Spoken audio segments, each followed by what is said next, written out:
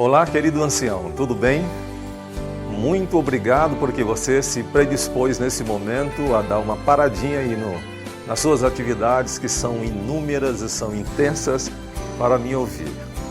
Eu também quero agradecê-lo em nome da Associação Norte do Pará, porque você aceitou o grande desafio de ser um ancião aí na sua igreja local, ou um diretor ou diretora de grupo aí onde você está. Meu muito obrigado. Todavia, quando se recebe um desafio como este que você recebeu, surgem inúmeras interrogações e uma delas é, talvez você está se perguntando, e agora, o que eu vou fazer? O que fazer para ser um líder de sucesso? Bom, estamos aqui para ajudá-lo, para ajudá-la, para dar a você algumas dicas para que você possa trabalhar com segurança, certo de que o seu chamado veio do Senhor. Mas antes vamos começar lendo a Bíblia. Permita-me ler com você um texto bíblico e se você quiser acompanhá-lo, faça aí abrindo sua Bíblia no livro de 1 Timóteo, primeira epístola de Paulo a Timóteo, capítulo 3. O verso 1 está escrito assim: Fiel é a palavra. Se alguém aspira ao episcopado, excelente obra almeja. Observe o que o apóstolo São Paulo menciona. Ele está trabalhando aqui exatamente a exaltação da obra do Senhor. Ele está dizendo que a obra de Deus ela é excelente. E aqueles que aceitam trabalhar nela, aceitam o desafio de ser um líder, devem entender isto. E, ao mesmo tempo, está preocupado com os desafios naturais que ela traz, que a obra traz em si. Bom, diante dos desafios que você tem, eu quero aqui neste primeiro momento dar algumas sugestões para que você siga com segurança na liderança que Deus pôs em suas mãos. Tomando como base esse texto que acabamos de ler do apóstolo São Paulo, lembre-se de uma coisa: a habilidade e o talento, eles de fato valem muito mais diante daquilo que fazemos para Deus. As nossas habilidades sem Deus, as nossas habilidades sem a unção do céu, elas não têm grande valia. Mas há uma coisa muito bonita que há por trás desse texto e que Paulo deixa bem claro, está intrínseco no texto. É que Deus precisa de pessoas disponíveis. Aqui está o segredo do sucesso, ou um dos. Deus precisa de pessoas disponíveis, dispostas e prontas a servir. Então pense nisto. Você não foi chamado simplesmente para fazer aquilo que lhe apraz fazer. Você é um líder na causa do Senhor. Outra coisa importante, é bom lembrar que um líder, ele é de fato uma pessoa comum, mas o diferencial é que ele deve ter determinação. E essa determinação extraordinária faz uma grande diferença. Então lembre-se de uma coisa. Número 1, coloque-se nas mãos de Deus. Se você quer ter êxito, quer ter sucesso na sua liderança, seja um homem espiritual, seja uma mulher espiritual. Coloque-se nas mãos de Deus. A espiritualidade, de fato, começa quando você se coloca à disposição de Deus. Não esqueça disto. Número 2, além de se colocar nas mãos do Senhor, seja um líder disposto a ensinar, mas também seja um líder disposto a aprender. Aprenda a ouvir com os ouvidos de aluno, não de professor. Seja uma pessoa disponível a aprender. Quando você tem a disponibilidade de aprender, então você terá êxito no ensinar. Um terceiro ponto que eu destaco aqui é que a perseverança deve fazer parte daqueles que lideram. Você vai lidar com inúmeros desafios. Na liderança surgem muitos problemas. Então você não pode desistir diante dos primeiros problemas que surgem. Ok? Seja perseverante. Bom, eu quero agora também apresentar a você algumas ferramentas. E essas ferramentas vão ser muito úteis na sua caminhada como líder. Muito bom. Aqui está a primeira ferramenta.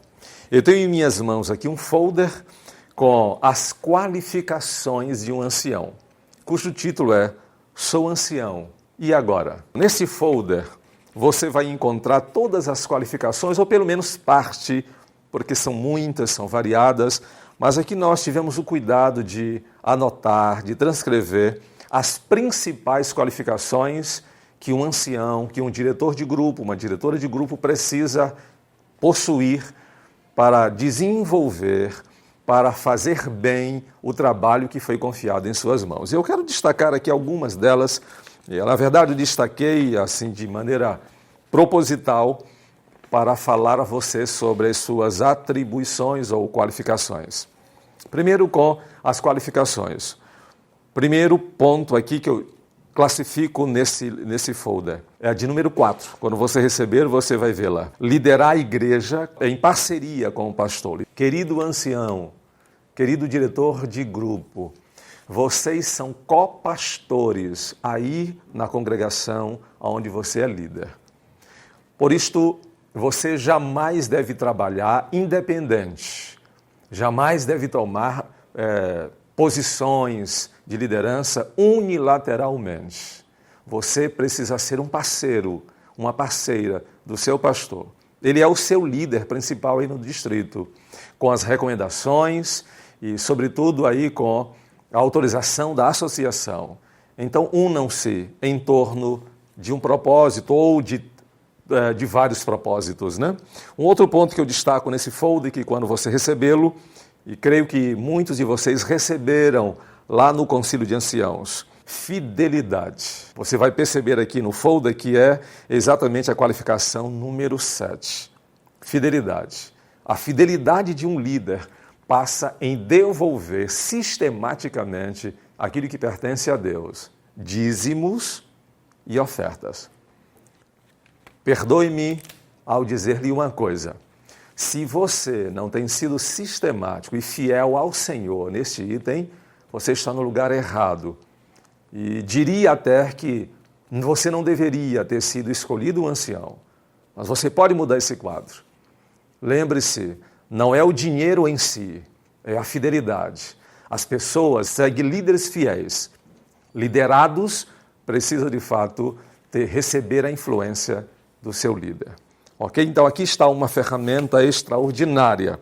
Eu vou lhe apresentar agora uma segunda ferramenta, tenho aqui nas minhas mãos, e você certamente deve tê-la, se não, você pode adquiri-la. É o Guia do Ancião. Esse guia você encontra na nossa loja da Casa Publicadora, lá em Belém. Vá até a loja e você então vai encontrar esse guia. E aqui tem muitas sugestões, tem todas as instruções necessárias para que você tenha, sobretudo, aí uma liderança com desenvoltura, com a bênção do Senhor, com a aprovação da igreja que você lidera.